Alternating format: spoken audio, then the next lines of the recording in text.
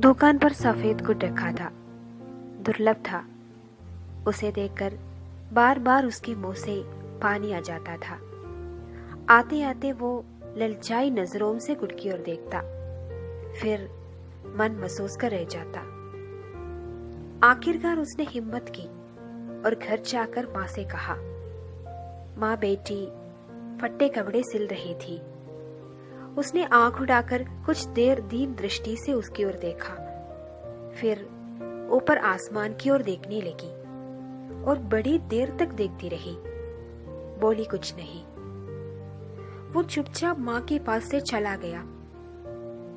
जब माँ के पास पैसे नहीं होते तो वो इसी तरफ देखती थी, वो ये जानता था। वो बहुत देर गुमसुम बैठा रहा। उसे अपने वे साथी याद आ रहे थे जो उसे चिड़चिड़ाकर गुड़ खा रहे थे।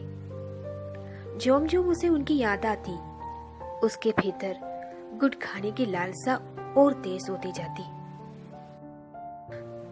एक आध बार उसके मन में माँ के बटुए से पैसे चुराने का भी ख्याल आया।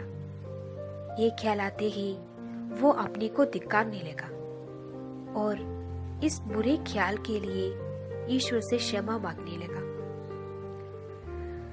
उसकी उम्र 11 साल की थी। घर में माँ के सिवा कोई नहीं था। हालांकि माँ कहती थी कि वे अकेले नहीं हैं, उनके साथ ईश्वर है। वो चूंकि माँ का कहना मानता था, इसलिए उसकी ये बात भी मान लेता था। लेकिन ईश्वर के होने का उसे पता नहीं चलता था। माँ उसे तरह तरह से ईश्वर के होने का यकीन दिलाती। जब वो बीमार होती, तकलीफ से खराकती तो ईश्वर का नाम लेती, और जब अच्छी हो जाती तो ईश्वर को धन्यवाद देती। दोनों खंडों आंख बंद कर बैठते। बिना पूजा किए वे खाना नहीं खाते। वो रोज सुबह शाम अपनी छोटी सी खंडी लेकर पालती मारकर संध्या करता। उसे संध्या के सारे मंत्र याद थे, उस समय से ही जब उसकी जबान तोतली थी। अब तो वो साफ बोलने लगा था। वे एक छोटे से कस्बे में रहते थे। माँ एक स्कूल में अध्यापिका थी। बचपन से ही वो ऐसी कहानियां माँ के मुंह से सुनता था जिनमें ये बताया जाता था कि ईश्वर अपने भक्तों का कितना ख्याल करता है। और हर बार ऐसी कहानी सुनकर वो ईश्वर का सच्चा भक्त बनने की इच्छा से भर जाता। दूसरे भी उसके पीठ टोकते और कहते, बड़ा शरीफ लड़का है, ईश्वर इसकी मदद करेगा। वो भी मानता था कि ईश्वर उसकी मदद करेगा, लेकिन कभी इसका कोई सबूत उसे नहीं मिलता था। उस दिन जब वो सफेद गुड़ खाने के लिए बेचैन था, तब उसे ईश्वर याद आया। उसने खुद को धिक्कारा। उसे माँ से पैसे मांगकर माँ को दुखी नहीं करना चाहिए था। ईश्वर किस दिन के लिए है? ईश्वर का ख्याल आते ही वो खुश हो गया। उसके अंदर एक विचित्र सा उत्साह आ गया, क्योंकि वो जानता था कि ईश्वर सबसे अधिक ताकतवर है। वो सब जगह है और सब कुछ कर सकता है। ऐसा कुछ भी नहीं जो वो न कर सके। तो क्या वो थोड़ा सा गुड़ नहीं दिला सकता? उसे, जो कि बचपन से ही उसे पूजा करता आ रहा है और जिसने कभी कोई बुरा काम नहीं किया, कभी चोरी नहीं की, किसी को सताया नहीं। उसने सोचा और इस भाव से भर उड़ा कि ईश्वर जरूर उसे गुड़ देगा।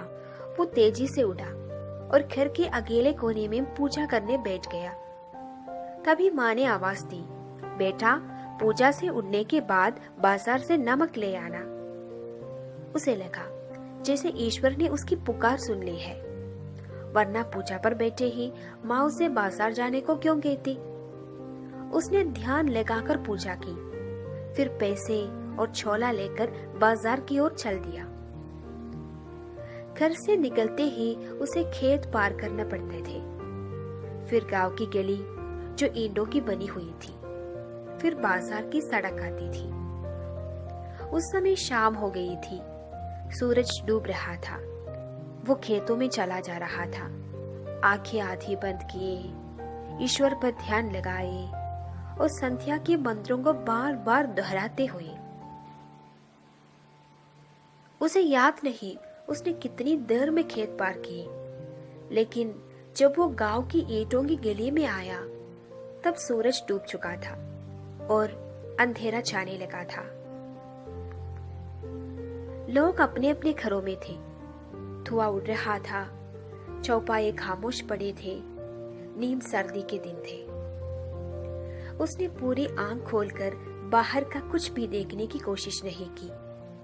वो अपने भीतर देख रहा था, जहां गहरे अंधेरे में चिलमिलाता प्रकाश था, ईश्वर का प्रकाश।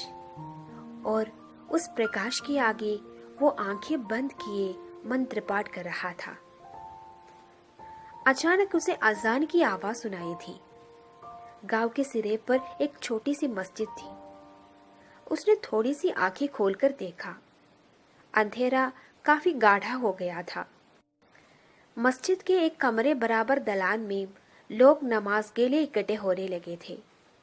उसके भीतर एक लहर सी आई।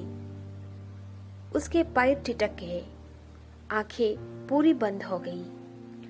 वो मन ही मन कह उठा, ईश्वर, यदि तुम हो और मैंने सच्चे मन से तुम्हारी पूजा की है तो मुझे पैसे दो, यही इस वक्त। वो वही गले में बैठ गया। उसने जमीन पर हाथ रखा।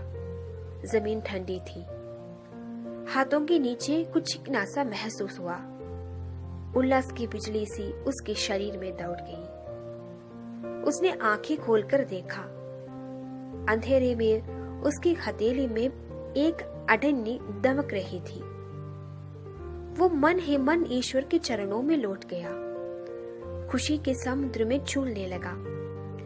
उसने उस अडन्नी को बार बार निहारा, छूमा, माथे से लगाया, क्योंकि वो एक अडन्नी ही नहीं थी।